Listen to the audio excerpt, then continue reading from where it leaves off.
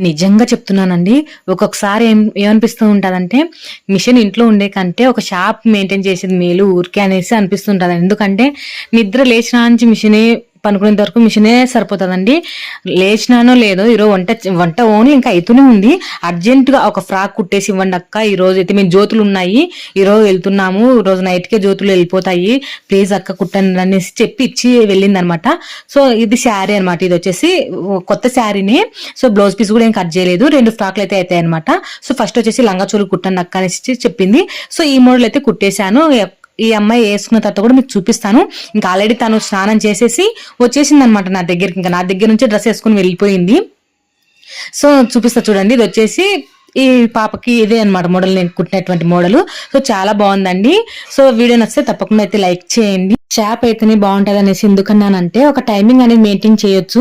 So ఇంట్లో ఉన్నామనుకోండి timing ఉండదు, ఏముండదు. ఇప్పుడు అంటే